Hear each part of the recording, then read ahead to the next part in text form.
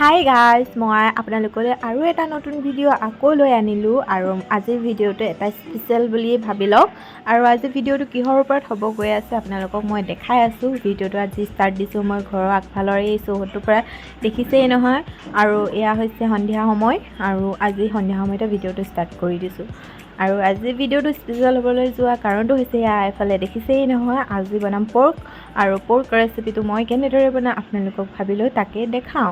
আৰু কোনেনো নাজানে, যিসকলে ফেভৰেট মানে সেইটোৱেতো চবেই সকলোৱে বনাবই জানে নহয়, সাধাৰণ নহয় জানো। মই ইমান ভালদৰে বনাব নাজানিব পাৰোঁ, কিন্তু মোৰ ৰেচিপিটো আপোনালোকক দেখাবলৈ মন গ'ল, সেইকাৰণে আজি ব'লকচোন মই কেনেদৰে বনাওঁ। আৰু আপোনালোকে যোনসকলে মোত থাকি বেছিকৈ ভালকৈ জানে মোক কমেণ্ট কৰি ভালকৈ শিকাই দিব পাৰে। চ' সেইকাৰণে মই এতিয়া ষ্টাৰ্ট দি দিছোঁ। কেৰাহী ধুনীয়াকৈ পাতি দিলোঁ গেছত, আৰু কেৰাহী গৰম হোৱাৰ লগে লগে ইয়াত তেলো দিয়া আৰম্ভ কৰি দিছোঁ। আৰু তেলখিনি দিয়া আৰম্ভ হোৱাৰ লগে লগে এইফালে দেখিছেনে পিঁয়াজ, জলকীয়া, নহৰু, আদা চব ৰচুন গুচাই কাটি ৰেডি কৰি থৈ দিছোঁ মই ধুনীয়াকৈ। আৰু এইফালে কি ধুনীয়া টেষ্টি গাহৰি, একদম মানে গাহৰিত তেল দেখি মুখত তেল আহি গৈছে। আৰু আনফালে তেল গৰম হোৱাৰ লগে লগে মই ইয়াত দিবলৈ লৈছোঁ কাটি থোৱা পিঁয়াজখিনি।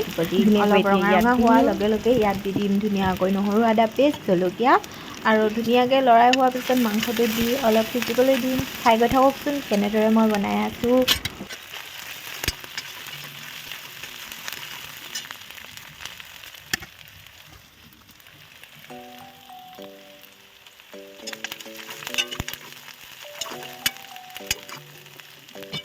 এতিয়া ইয়াত গাহৰিখিনি ধুনীয়াকৈ দি দিম এতিয়া।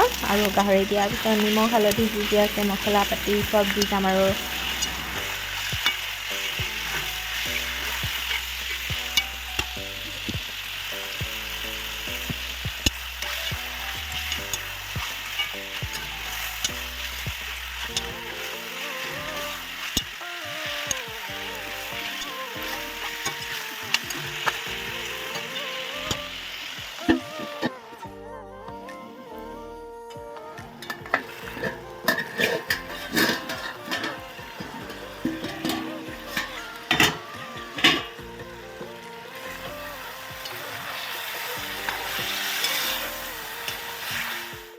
এতিয়া অলপ দেৰি মাংসটো সিজি লোৱাৰ পাছত লৰাই ল'লোঁ।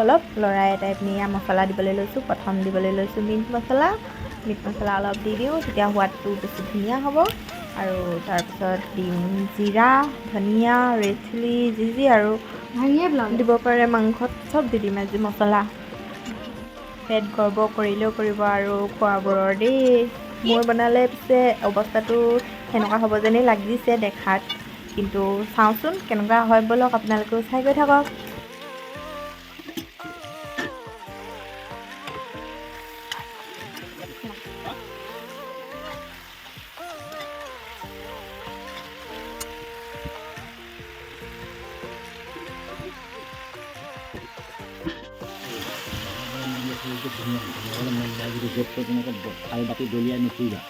দেখিছেনে কোন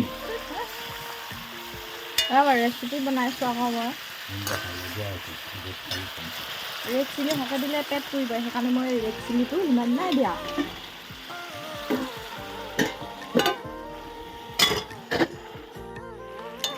এতিয়া অলৰেডি আমাৰ মাংসটো সিজিয়ে গৈছে আৰু ধুনীয়াকৈ এতিয়া অলপ গ্ৰেভি কৰিবৰ বাবে ইয়াত পানী দি দিম মই ধুনীয়াকৈ।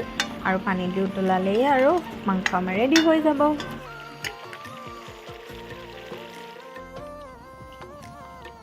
ইয়াত মাংসটো পানী দিয়াৰ হোৱাৰ পিছত উতল আহিলে আৰু ধুনীয়াকৈ আমাৰ গ্ৰেভিও ৰেডি হৈ গৈছে। গাহৰি গ্ৰেভি বনাই দিছোঁ ধুনীয়াকৈ।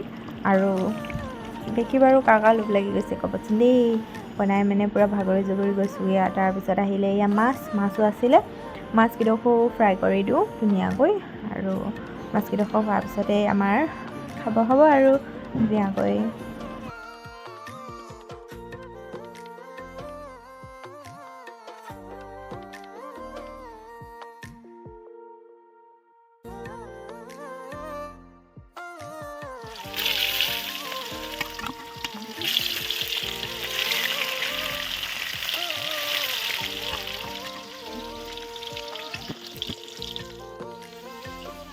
বহুত ধুনীয়া অমলেট হৈছে দেই।